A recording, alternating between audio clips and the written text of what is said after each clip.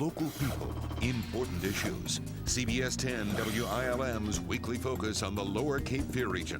This is Byline Wilmington with your host, Don Ansell.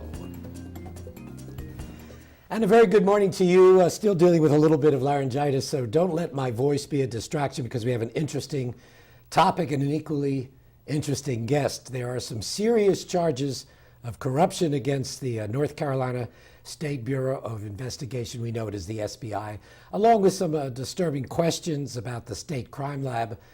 How deep does all of this run? Our guest this morning works closely with both of these agencies.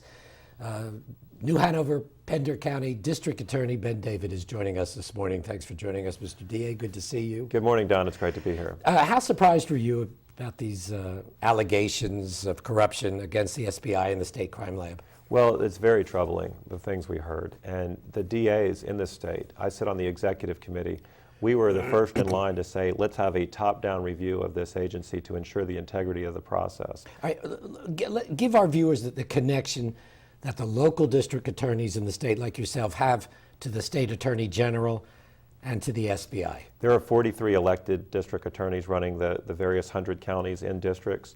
We work independently of the Attorney General. We are constitutional officers independently elected.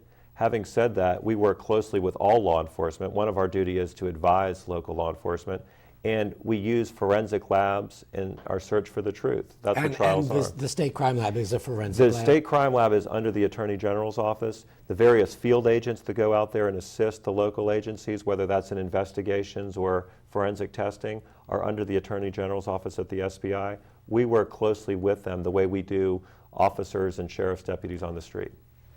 And the SBI is under the Attorney General's office, and the Crime Lab is part of the SBI, is that correct? That is correct. Okay, so has Attorney General Roy Cooper been in touch with the district attorneys in the state about the issue? Absolutely. In fact, he came to all the elected DAs at a conference we had back in April and said, you know, in the light of this Taylor case that just came out recently in Raleigh. By the way, we had Greg Taylor and the attorney that proved him innocent, Christine Muma, right, on the show not too long ago. And Colin Willoughby, the district attorney in Wake County who actually handled that case, he brought Roy Cooper into all of us and he said, you know, we need to ensure the integrity of the process and make sure that this case that he just tried doesn't run deeper and there's no culture out there that needs to be unearthed. And when we took a look at this audit that we asked for through the FBI, former agents, we realized that it was a deeper problem, and that's why we're now calling for a top-down review of the lab. What kind of process will that be?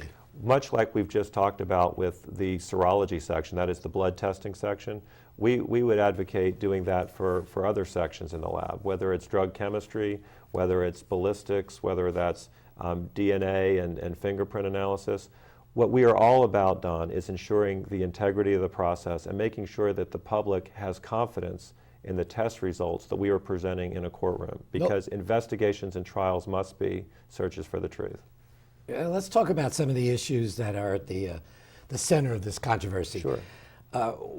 Number one probably are charges that SBI agents who often investigate or help in investigations of cases the district attorneys are dealing with. Right. They have ignored, mishandled, hidden. One case charges that they even invented evidence that might have been harmful to a prosecution's case in order to help the prosecution. What's your response to that? Well, there's a lot in there, and let me just break this out. If anyone is lying under oath or manipulating evidence, they should be prosecuted under the law and convicted. Now, that's true. I mean, no one would argue that, but do you think that's happened? No, I do not. You don't think any of that's happened? Statewide, I cannot say. I can tell you that there's no case that I've personally handled or no case that I'm personally aware of in the 5th District where that has ever happened. And if I became aware of it, I'd be the first in line to say we need to root it out. If it's happened around the state, then we need to deal with that. Do you think it has? I don't like to speculate, Don. I don't eliminate the possibility. Based on what I've heard, there's some troubling allegations, and they need to be taken on a case-by-case basis. What we're talking about right now is a review of the entire system, and I say let's go wherever the truth leads. Let's get the facts and deal with them the way we do any case. Another troubling issue is it's been reported as fact, actually in a Star News editorial on the 26th of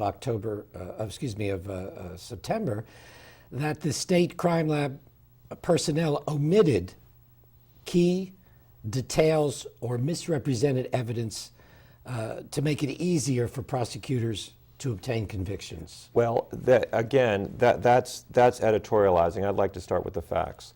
What they're referring to is there are 200 cases that this audit has disclosed where initial testing, that is lab notes that weren't disclosed to prosecutors, weren't included in a final report. We have asked to have a look at those 200 cases ourselves and say, if there's 8 that belong in the 5th district, and all these cases incidentally predate 1996, but let's take a look at every one of those cases and see if there's any claim of actual innocence that can be substantiated. In other words, if a lab agent omitted a detail that the defense could have had, what's called Brady material, would that have changed an outcome? In many cases that I've already reviewed, Don, and we're going to exhaustively look at all 8 cases that belong in my district, a defendant confessed on videotape. There were 5 eyewitnesses. There were guilty pleas. So the notion that they're actually innocent isn't the case. It's that the investigators, when they did it, did not include details in their report that might have been helpful for a cross-examination or that would have led to additional testing.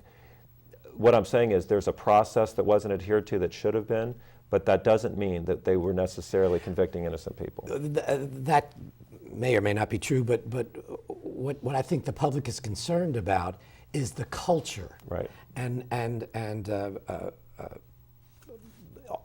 is the SBI searching for truth? Are the agents searching for truth, or are they there to help support the case of the prosecutors? Emphatically, it's the first. That they are agents out there searching for the truth. That is their oath as both witnesses and as agents. The suggestion that prosecutors are looking for a certain result, we're looking for nothing more than the truth. Sometimes this testing, as you have seen, and Ms. Muma can tell you, helps exonerate innocent people. That's why we're calling for additional agents through the budgetary process. That's why we said we need to expand this. That's why I've advocated for having a local lab. I believe that science can help in searching for the truth.